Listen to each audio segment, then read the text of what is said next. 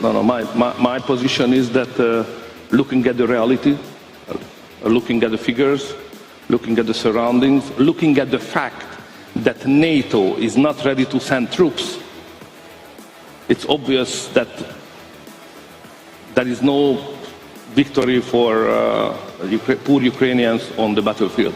That's my position. That was always my suggestion to everybody, that instead of to manage to have a stronger involvement into the war, escalation should be stopped and we should argue in favor of peace and negotiation.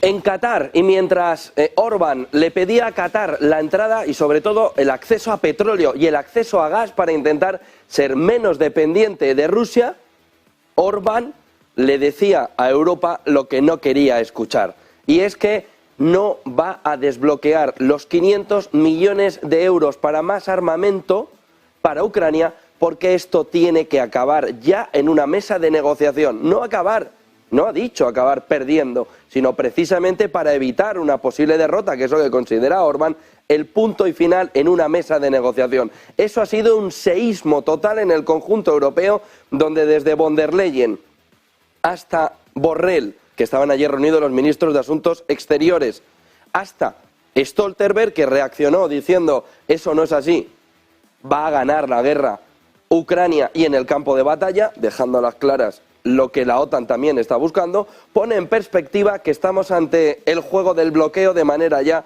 inmediata. Orbán y Hungría acaban de decir, se acabó. Se acabó. Si queréis seguir aquí, que al menos sea con una mesa de negociación en paralelo. ¿Por qué?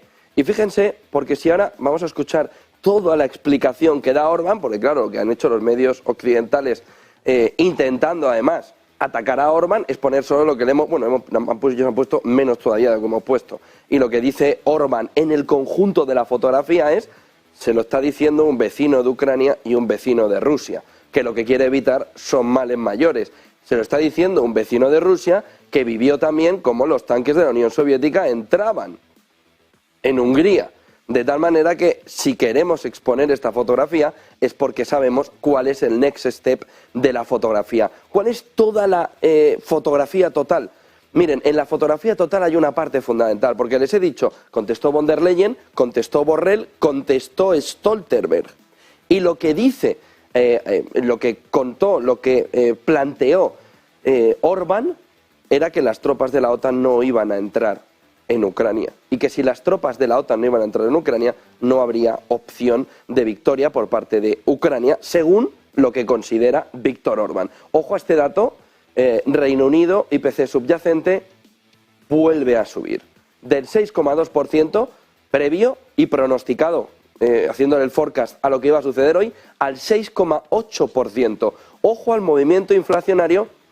Ahora entraremos en detalles porque desde Ben Bernanke, el anterior presidente de la Reserva Federal, a gran parte de los economistas en Estados Unidos nos están diciendo cuidado porque la inflación va a darnos algún susto más. IPC interanual, eso sí, lo ven aquí abajo, previo del 10,1 baja al 8,7, pero se esperaba una bajada menor, al 8,2%. No se ha producido, se ha quedado 5 décimas por encima, a pesar de la bajada de los precios energéticos, por lo que la inflación sigue en el punto central del debate, sobre todo con la fotografía de que igual los tipos de interés no han llegado al máximo. Empezó este lunes con Bullard, con Kaspari, con Bostic, la mayoría de la Reserva Federal diciendo no debería terminar el movimiento de subidas, y continuó ayer con la también comparecencia de Ben Bernanke, el autor de la inundación de dinero en todo el sistema, que ahora dice igual hay que subir, igual tenía que haber inundado menos toda la fotografía. Reino Unido, sobre todo subyacente, sube frente a la fotografía de la bajada. Este comportamiento pegajoso, sticky, que dicen los americanos, pegajoso de la inflación, que se sigue viendo. Volviendo al tema de Orbán y sobre todo al gran debate en Europa que hay ahora mismo alrededor de cuál es el siguiente paso cuando tienes un socio que te está bloqueando toda la fotografía. Les decía, vamos a escuchar todo el discurso de Orbán. Bueno, todo no, pero sobre todo la argumentación completa, un poco más de 2 minutos, sobre por qué Orbán considera que es el momento de sí o sí ir hacia una mesa de negociación, que no tiene sentido seguir ahondando en la fotografía de guerra, guerra, guerra, como única solución a un conflicto que dice, no es un problema de quién invadió, es un problema de hacia dónde vamos. Y en hacia dónde vamos, cuando ves la fotografía como político, lo van a escuchar enseguida, dices, no, esto hay que pararlo.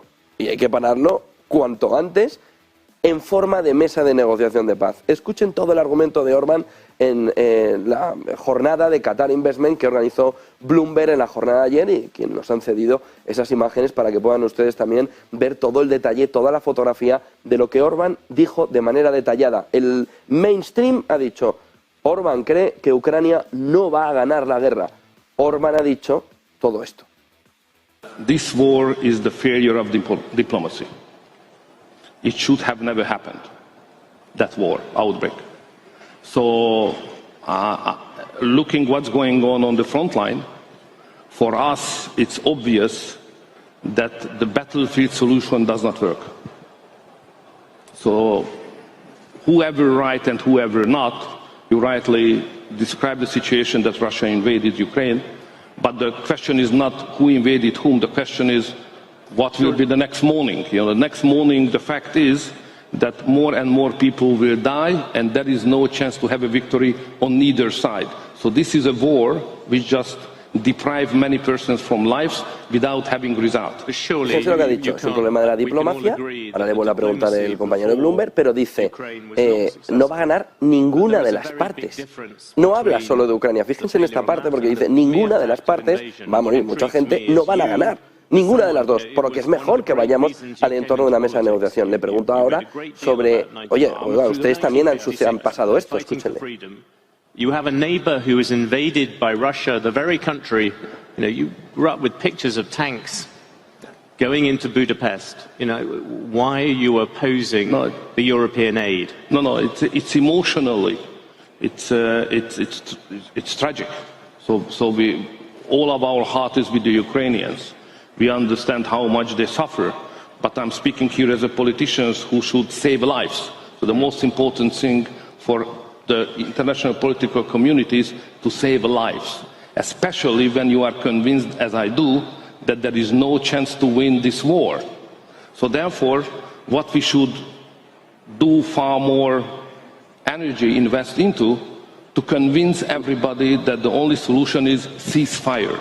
And then after the ceasefire, peace talks should start.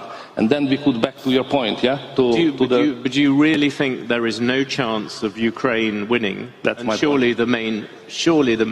They stand very little chance of winning without the aid which you are currently blocking. No, my position is that looking at the reality, looking at the figures, looking at the surroundings, looking at the fact that NATO is not ready to send troops, it's obvious that there is no victory for poor Ukrainians on the battlefield. That's my position. That was always my suggestion to everybody, that instead of to manage to have a stronger involvement into the war, escalation should be stopped and we should argue in favor of peace and negotiation. Bueno, pues ahí tienen toda la fotografía. Ven, es diferente. Parte de que es un error diplomático. Del error diplomático a que ninguno de los bandos, ninguno de los países, ninguna de las partes puede ganar la guerra. Y llega a la conclusión final, una vez que el periodista, una vez que el presentador le entra, han visto con dos preguntas seguidas, pero ustedes, los tanques en Budapest, pero ustedes... Y entonces dice, bueno, es que las tropas no van a ir, de la OTAN. Aunque Stoltenberg diga... vamos, pero no va a decir vamos, va a decir vamos a apoyar, de tal manera que dice por lo que no va a tener la victoria, que es donde luego se queda todo el mainstream diciendo, es que Orbán dice, no, parte de un hecho superior. La diplomacia ha fallado, esto no tendría que haber sucedido, no tendría que haber habido una guerra, a partir de ahí ninguna de las dos partes va a ganar, tampoco va a ganar Ucrania. Fíjense que la fotografía es diferente a todo lo que hemos recibido en el último día, ¿no? En las últimas horas, viendo cómo Orbán bloquea. Sí, Orbán ha dicho que va a bloquear los 500 millones porque no tiene sentido seguir caminando hacia adelante. De tal manera que lo que empieza a conformarse es una suma de nubarrones que, tal y como vienen las tormentas en España, nos hacen una fotografía clara. Vienen por todos los lados los nubarrones hasta que cae la tromba de agua. De tal manera que tenemos en el eje principal, no económico, pero geopolítico y como elemento fundamental, que ahora Europa tiene un problemón enorme a la hora de posicionarse alrededor de la guerra de Ucrania, porque tiene un bloqueo ya ha tenido varios en este proceso. Una parte de Europa dice lo solventaremos, otra parte de Europa dice esto ya no se solventa, no le va a dar más carta blanca a Europa, Hungría, para que esto siga sin una mesa de negociación. Primer punto fundamental que empieza además a complicarse cada vez más, porque desde el lado de Rusia ayer los mensajes también subieron de tono sobre la identidad ucraniana, diciendo que está muy relacionada con la Unión Soviética, quiten el muy, está relacionada con la Unión Soviética.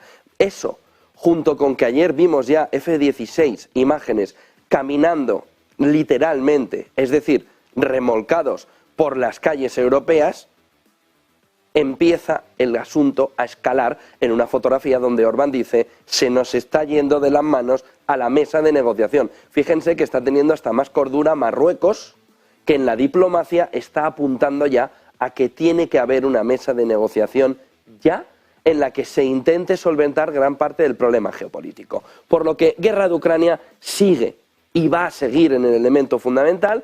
El segundo elemento que debería desaparecer es el del techo de deuda. ¿Hay algún avance? No. ¿Tienen intención de algún avance? No. La última reunión ha acabado hace 5 horas. McCarthy ha dicho estamos en el mismo punto, Biden no da ni un paso adelante. De tal manera que tampoco les vamos a aburrir con el tema. ¿Wall Street está preocupado? Sí. ¿Por qué? Por las posibles soluciones del problema del techo de deuda. Geoestrategia, guerra de Ucrania, techo de deuda, fíjense el problema inflacionario, fíjense, luego le contaremos, lo que está sucediendo también con el decoupling entre China, Europa y Estados Unidos con el tema de semiconductores, con el boomerang chino. Y último punto fundamental que nos va a marcar la mañana, está alrededor de lo que está sucediendo con la banca en Italia y la petición cada vez mayor al Banco Central Europeo de TLTROs, es decir, de préstamos muy baratos para intentar esconder agujeritos en todo el sistema. De tal manera que Italia se está poniendo precisamente al borde del precipicio. Punto segundo clave que les contaba, el del techo de deuda en Estados Unidos en el límite ya. Puntos clave fundamentales de un informe de Deutsche Bank que nos da las claves de por dónde puede ir, porque claro, van a resolverlo, pero cómo van a resolverlo es el tema que ahora mismo asusta a Wall Street, ayer con una caída del S&P 500 del 1%, cambiando tendencia, los alcistas han tomado control, los alcistas están ahora mismo aquí, viendo de qué manera están jugando con fuego, Biden y McCarthy, porque al final el elector norteamericano va a perjudicar a todos, sobre todo a Biden, pero cuidado que a los republicanos también. Miren, dice Deutsche Bank, cómo va la rentabilidad de las letras a un mes a medida que nos acercamos al día X. Fíjense el comportamiento que ha tenido en los 2 últimos días, datos de Bloomberg, en un movimiento alcista, acercándose también a una rentabilidad que está llegando ya al 5,6%. Es decir, cómo a un mes las letras están reflejando ese posicionamiento de techo de deuda. Y el otro punto fundamental que le están diciendo los republicanos a Biden es que esto no puede continuar. Es que esto empezó en 2005, sobre todo, donde la deuda eran 6 trillones y vamos casi, y estamos en 30. De tal manera que se va configurando este gráfico, lo que nos configura es que estamos montando una enorme con la deuda que nos va a explotar antes o después. De tal manera que los republicanos le van diciendo, ¿tú quieres seguir por ese camino? Sé tú el responsable, nosotros no te vamos a apoyar de que nos lleves al precipicio y económicamente nos lances. De tal manera que este gráfico nos refleja de Deutsche Bank cómo la deuda nacional de Estados Unidos siempre va caminando con el límite de deuda. Por eso los economistas nos dicen, ustedes tranquilos, si al final siempre se sube, fíjense, 2011, el movimiento en el que ahí sí la deuda se fue por encima del techo de deuda. Momento en el que el 2022, con el coronavirus, se le eleva el techo de deuda para que no tenga problemas la administración y 2 años después todavía necesita más y más y más porque los gobernantes han entendido que el gasto da votos. Y como no lo van a pagar ellos, sino que el problema es un problema de herencia, es un problema de lo que van a recibir otras generaciones, allí anden con ello. De tal manera que frente al austericidio en el que nos encontramos antes de 2011, donde la crisis del 2008 dijo no más gasto, fíjense cuando comparan la crisis de ahora con la crisis de 2008, nos dicen, claro, es que estamos saliendo diferente, bueno, es que no nos endeudamos hasta las cejas, hasta el momento en el que una parte de la economía dijo austericidio no, vamos a gastar como salvajes. Y ese gasto como salvajes nos ha llevado a una década prodigiosa de crecimiento bursátil y crecimiento económico. ¿Cómo no lo iba a haber? Si lo que hemos hecho ha sido endeudarnos como salvajes. ¿Cómo no iba a haber crecimiento de la deuda? Ya habría sido ya para echarse a llorar. Pero fíjense el movimiento y cómo ahora, desde el 2020, lo que hemos hecho ha sido desbocarla directamente. Desde un entorno de 20 a 30 hemos pasado 10 trillones americanos, lo hemos pasado en 2 años, lo que los 10 trillones nos había costado alcanzar 10, una década. Fíjense si no queríamos tener crecimiento, sobre todo en la salida del coronavirus. El informe nos refleja cuáles son las claves que ahora mismo está buscando la Cámara de Representantes. Bueno, este es el presupuesto y como verán, fíjense dónde está: Defensa Nacional, Medicare, Seguridad Social, Salud, Seguro de Ingresos, dónde se va a poner en las grandes partidas, 18, 16, 15%, 11%, o si se va a buscar un camino. Pero es que fíjense el presupuesto, es que no hay manera ya ni de contarlo. Los 56.000 millones de presupuesto del gobierno norteamericano. ¿Posibles resultados? Miren, a partir de aquí, lo que plantea Deutsche Bank es que hay varias opciones, se lo hemos dicho además hace varios días. Una opción que tiene varias opciones el gobierno Biden.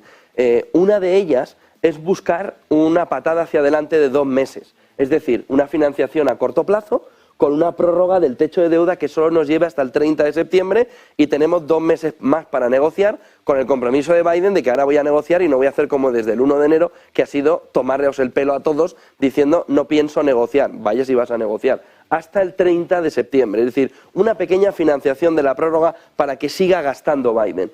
Luego un aumento del techo de la deuda con un tope de gasto de 2 años. Eso sí lo puede aceptar Biden, salvo que piense que seguro va a ganar las siguientes elecciones.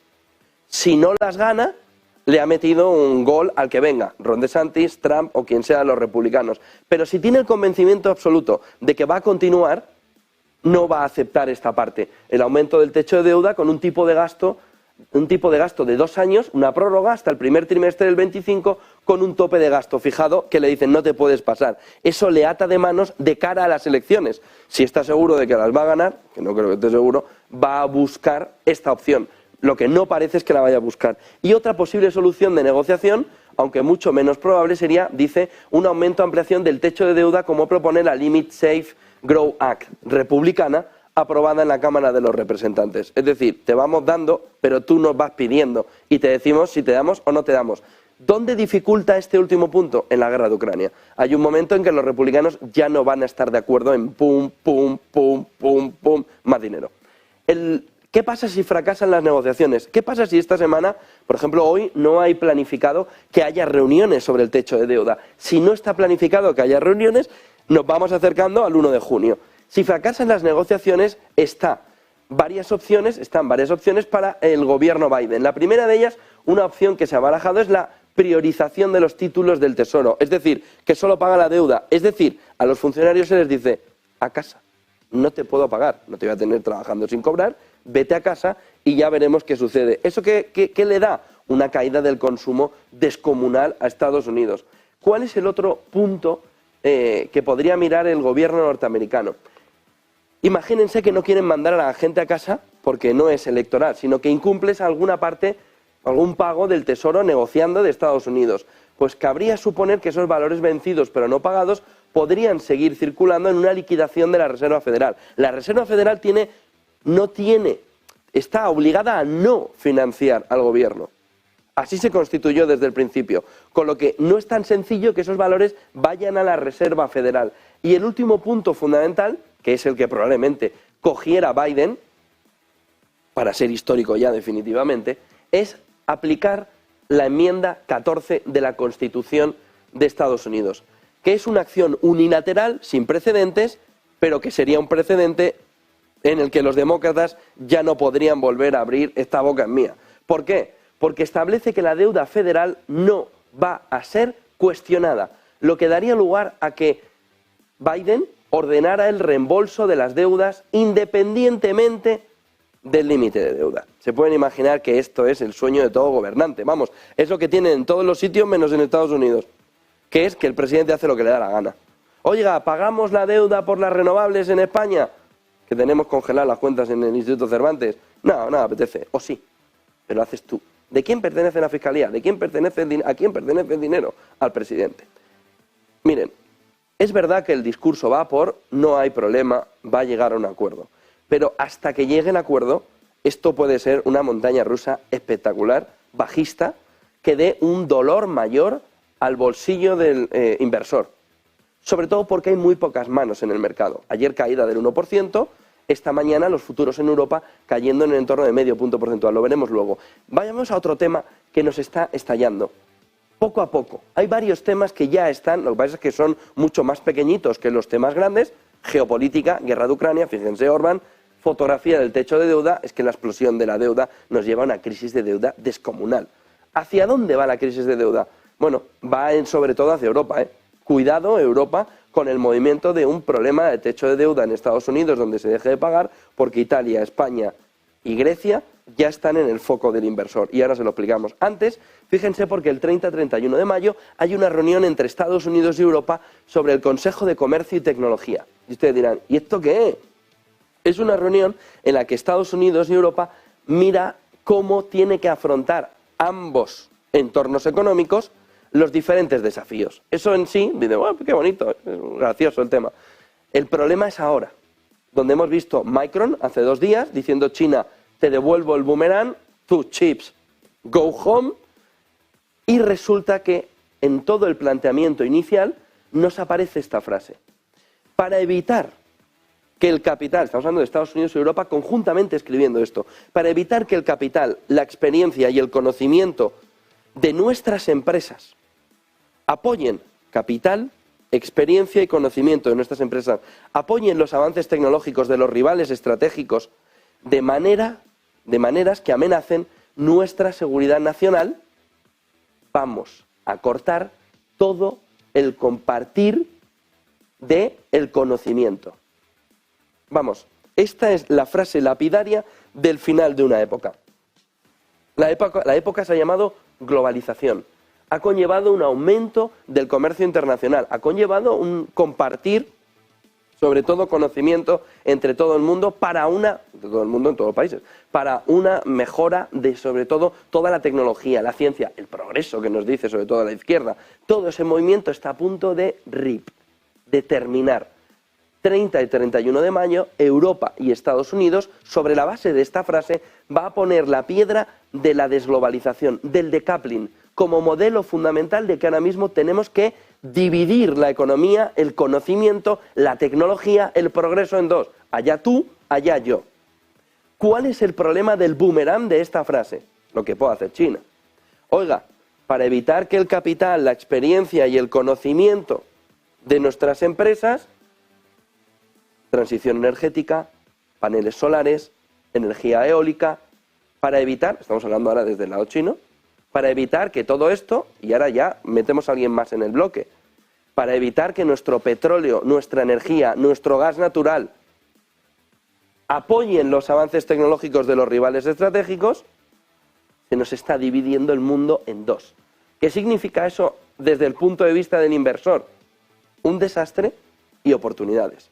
Un desastre en la fotografía general, oportunidades particulares espectaculares. Por ejemplo, ayer Apple diciendo que no solo se va a India, sino que va a llegar a un acuerdo con Broadcom, lo veíamos ayer en todo el tema de semiconductores, cuando veíamos el capítulo de Micron, de otro de semiconductores estadounidense, diciendo que a partir de ahora ensambla en Estados Unidos. ¿Cuánto dinero? Apple ya ha dicho que va a poner encima de la mesa 430.000 millones de dólares. Repito, 430.000 millones de dólares. ¿Por qué? Porque el decoupling solo se hace con dinero, con dinero, con dinero, con dinero y con más dinero. De tal manera que es un desastre general, pero es una oportunidad particular para el inversor de decir, si Apple va a eso, Broadcom, ojo con el movimiento que pueda haber de creación de valor, donde antes estas compañías tenían a un rival, China, donde no podían entrar. Pero el problema viene en Europa, que está sometida a la decisión de Estados Unidos. ¿Qué empresa europea va a aprovechar esta frase, este planteamiento de desglobalización? Si se están yendo a Estados Unidos a aprovechar el Green Deal. ¿Qué es lo que va a conseguir Estados Unidos? Someter a una parte de Europa a sus planteamientos. ¿Y cuál es el problema de Europa? Miren la siguiente diapositiva. Lo que ya está sucediendo y que AXA nos ha puesto en un informe esta mañana. Los bancos italianos están ya teniendo la mayor necesidad entre los prestamistas europeos de liquidez para reemplazar la financiación barata del Banco Central Europeo, que va a expirar este año y el próximo. Allianz Global Investors, he dicho AXA, Allianz Global Investors, en un informe en el que dice los bancos del país, Italia, han tomado la mayor cantidad de los llamados TLTRO, que son fondos ultrabaratos diseñados para estimular el crédito a la economía. Es decir, fíjense porque parece que no pasa nada y que la bolsa sube porque además no llega a la recesión. La recesión que no es que no llegue, es que está así, amenazando. Solo tienen que ver un detalle. Nos dicen, oiga, no se preocupen, porque el empleo está yendo bien, está siendo resiliente, que es la palabra de ahora, ¿no? Resiliente. Y dices, vale, vamos a coger la recesión anterior y la anterior. ¿Cuándo se empezó a destruir el empleo? Cuando la recesión se había anunciado, no comenzado, anunciado. Es decir, cuando la recesión no solo ya decían, ah, mira, que empezó hace 3 meses, sino cuando decían, ah, vale, empezó hace 3 meses. Y ahí es cuando el empleo empezaba a destrozarse. Hasta el punto que ya vemos países como España que dicen hemos llegado al pico. Esto no va a crear más empleo ya, porque ya hay suficiente argumento para ver que esto va mal. ¿Y qué tenemos en la fotografía? Esto. Cuando las malas noticias, sobre todo en capítulo de empleo, empiecen a golpear, lo que tenemos en la fotografía económica es que ya hay economías deterioradas, casualmente las mismas que en 2008, porque junto a esto del informe de Allianz Global Investors de Italia, aparece España y Portugal, Grecia, España y Grecia, no Portugal esta vez, marcándonos que el movimiento de entrada a la recesión para algunos países va a ser con un traqueteo ahí de decir, Dios mío. ¿Por qué? Porque tienen ya necesidad de capital si el Banco Central Europeo, como está haciendo, saca. ¿Y qué hace? Buscar TLTRO, es decir, préstamos súper baratos porque se me está parando y se me está agujereando la economía. 5 claves del día. Fíjense que viene la mañana con estas 4 claves. Geopolítica, cuidado con el problema europeo ahora ya y también de la OTAN. Tenemos el techo de deuda, no se arregla el tema y vamos a ver cuándo se puede arreglar y de qué manera. Lo que está sucediendo con el decoupling y lo que está sucediendo con la sequedad que empieza a haber en el entorno de la deuda europea, donde no solo el techo de deuda en Estados Unidos le puede dar el golpe definitivo, sino que la fotografía general de aumento de tipos de interés puede terminar de endurecer ese movimiento de política monetaria y puede secar todavía más el entorno. Fuera de eso, Wall Street empieza a sufrir ya ante el techo de deuda y una Fed que es más agresiva porque la inflación no baja al ritmo que están deseando que baje. Han visto hace nada en la última hora cómo Reino Unido la inflación subyacente sube incluso al 6,8 desde el 6,2 y como se esperaba que cayera desde el doble dígito al entorno de un 8%, se ha quedado bastante por arriba. De tal manera que vemos una fotografía en la que la inflación es sticky, pegajosa. Y en este entorno, Ben Bernanke nos dice, es que falta más trabajo, manda narices. Que venga Ben Bernanke, que ha sido el que ha insuflado de dinero y de dinero y de dinero a toda la máquina para decirnos hace falta más trabajo por parte de la Fed para reducir la inflación. Sí, sí. Y sobre todo, si la Fed mira al pasado y ve cómo ha metido dinero, dinero y dinero. Pero el movimiento de Bernanke viene a apuntalar a Jerome Powell que algo más tiene que hacer. El otro punto clave viene que tenemos las mismas posiciones, como decíamos, respecto al techo de la deuda en Estados Unidos. Durante todo el día vamos a tener que mirar y mirar y mirar esa clave fundamental alrededor del techo de deuda, si se mueve o no se mueve. No parece ahora mismo que McCarthy tenga opciones de cerrar algo entre hoy y mañana. El viernes van a venir los sustos y los problemas otra vez. Y Apple anuncia un acuerdo, como les decía, multimillonario con Broadcom para desarrollar componentes de 5G en Estados Unidos y no en China. El decoupling que les contaba avanzando, creciendo, profundizando. Y el último punto que también hemos visto en este inicio del programa está en Orbán y el final de la guerra de Ucrania, que le genera ese problema fundamental al entorno de la OTAN y no solo europeo. Futuros europeos en el torno del medio punto porcentual en negativo. Futuros americanos un pelín al alza, nada, 0,10, 0,15. Está creciendo mucho el petróleo. Fíjense, vamos a ver si podemos ver aquí, y enseguida hablamos con Eva Villanueva para que nos cuenta cómo va el mercado también en Asia. Pero fíjense en la fotografía porque tenemos, ahora lo veremos ahí siempre en el VIX, subiendo medio punto porcentual, 20-15. Tenemos la caída que ya profundiza en DAX y en Eurostoxx, casi el 0,8, 0,77 y 0,78 en futuros.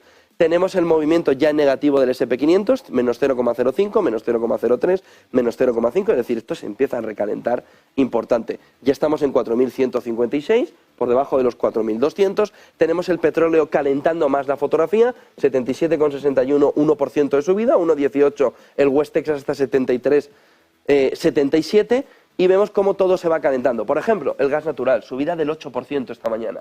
Cuidado que empieza toda la fotografía a ganar cuerpo. Gana algo el oro, 1978, 0,18% arriba, y la plata, que no dejamos de nombrarla, a la baja, 0,25%. ¿Dónde está la otra fotografía? Miren, hay claves fundamentales esta mañana. La pelea del euro por recuperar el 1,08, que ahora mismo lo acaba de conseguir, pero que no lo tiene fácil. ¿Por qué? Porque hay cada vez más voces de que la Fed va a volver a subir tipo de interés.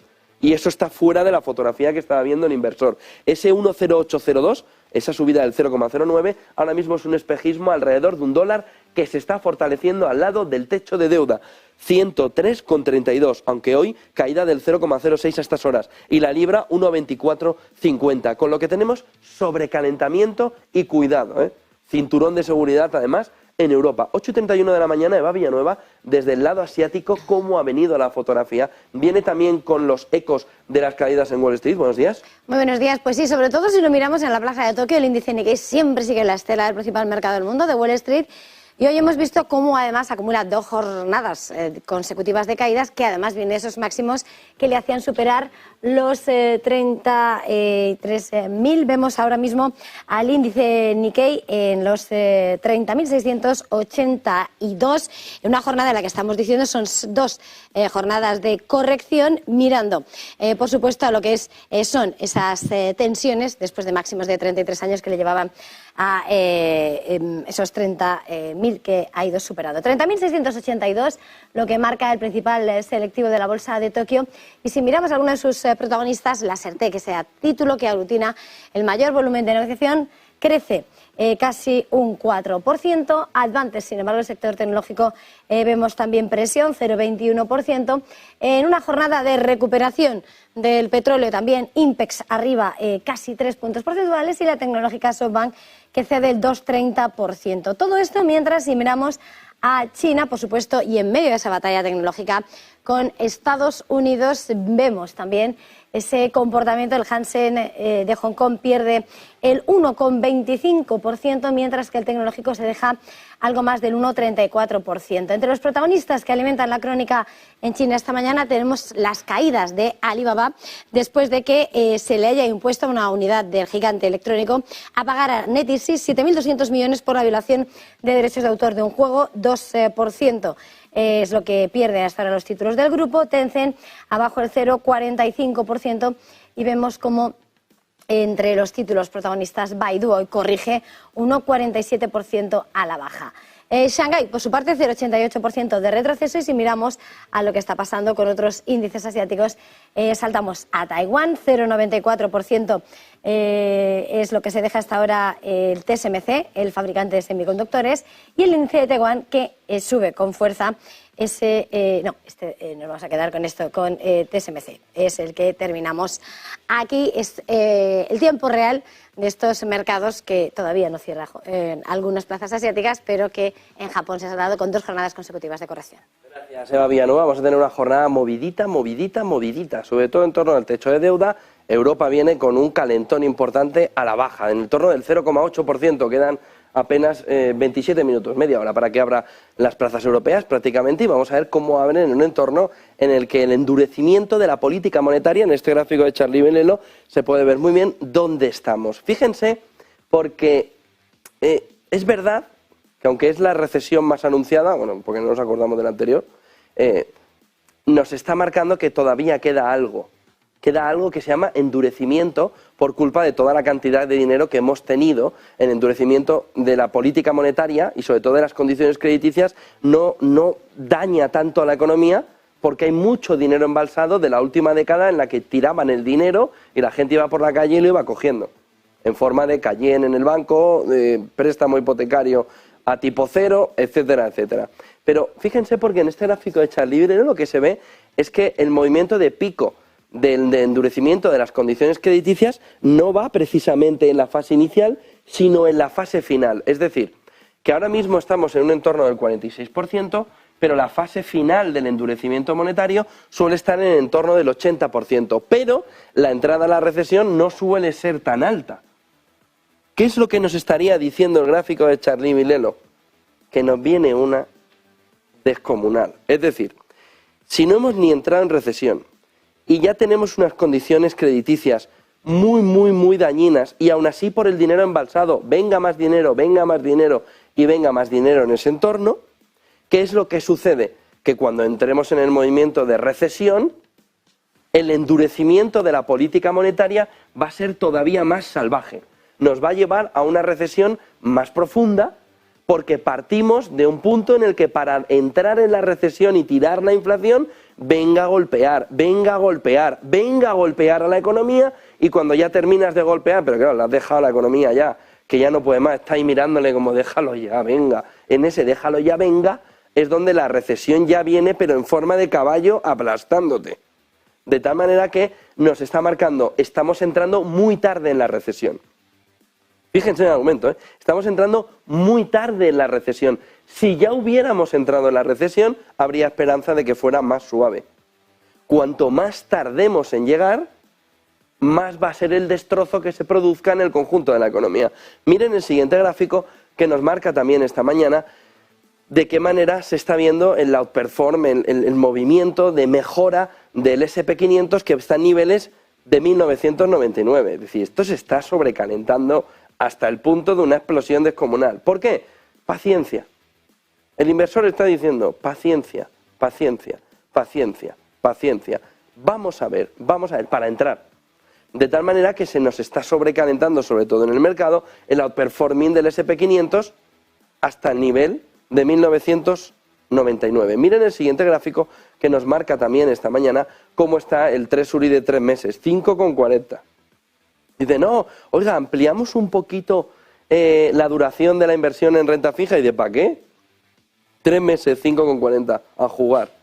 De tal manera que todo el problema que está teniendo, tanto en techo de deuda como en la entrada a la recesión, como en la subida de tipos, hay inversor que está diciendo, pero ¿para qué vamos a jugar cosas raras?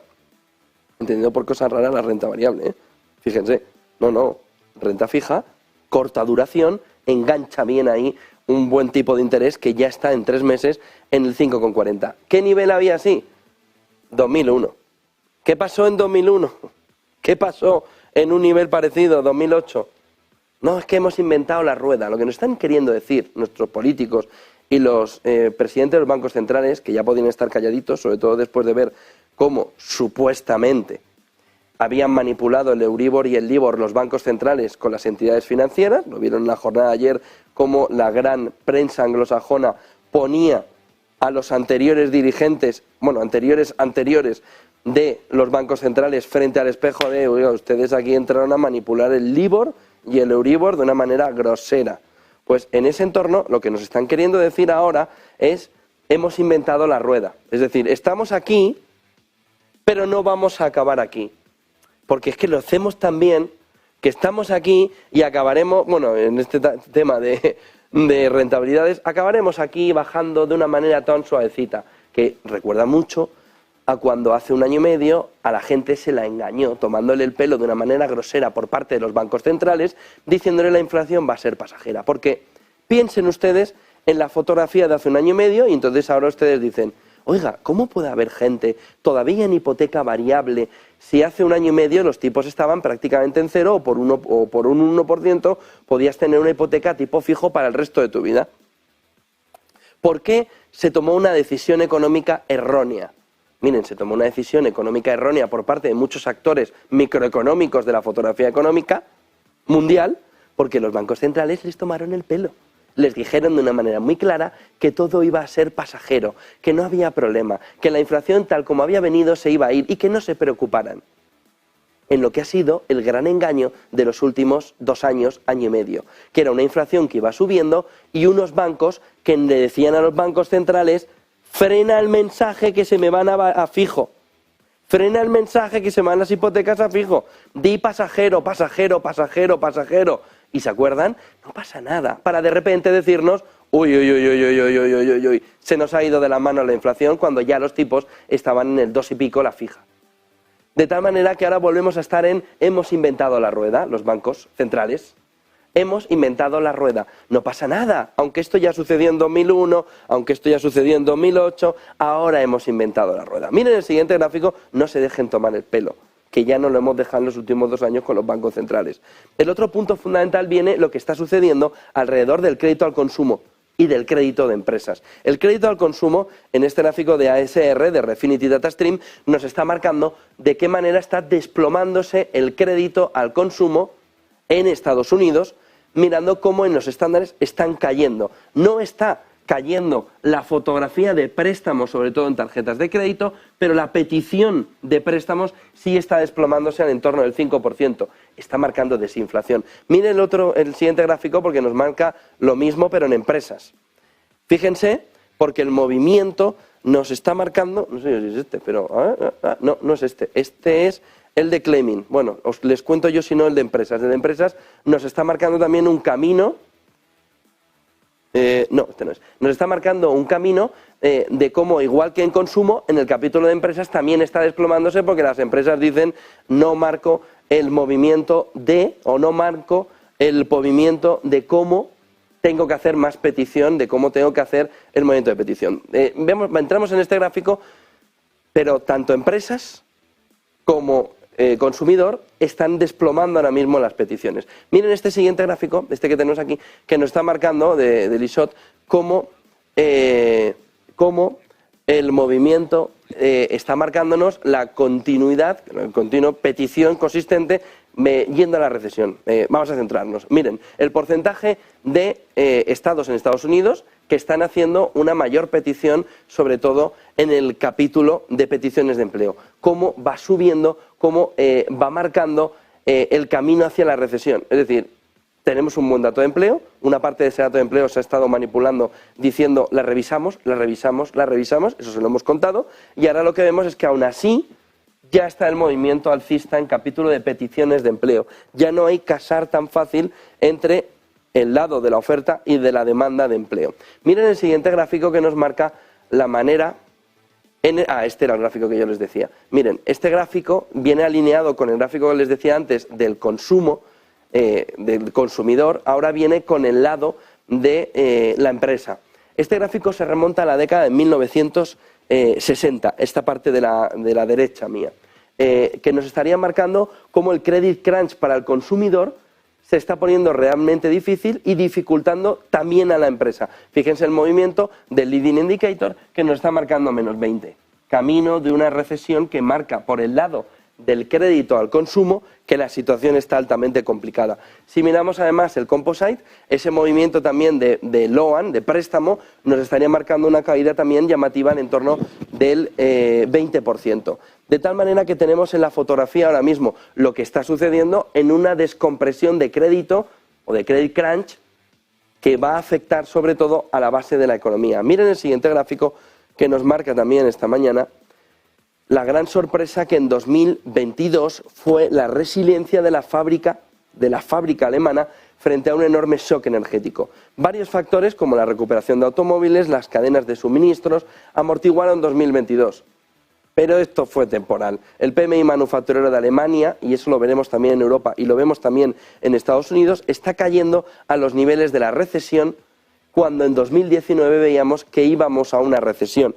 Pero nos estaría marcando el movimiento también de cuando no terminábamos de salir en 2013 y todavía lejos del movimiento de la gran caída en la crisis del 2008-2009. Pero nos está marcando como el PMI en Alemania está profundizando ya.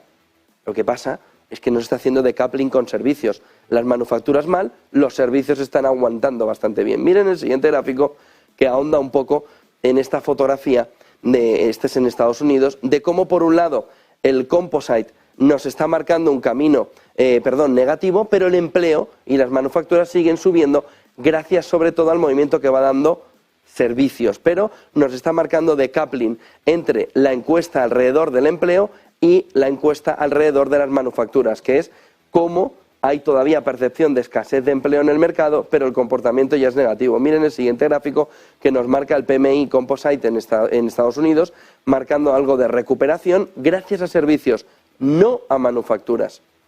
Servicios sí, manufacturas no, tanto en Europa como en Estados Unidos, tanto en Europa como en el dato concreto que sucede alrededor de Alemania. Día de ver a ver hasta dónde va a caer toda esta fotografía hoy.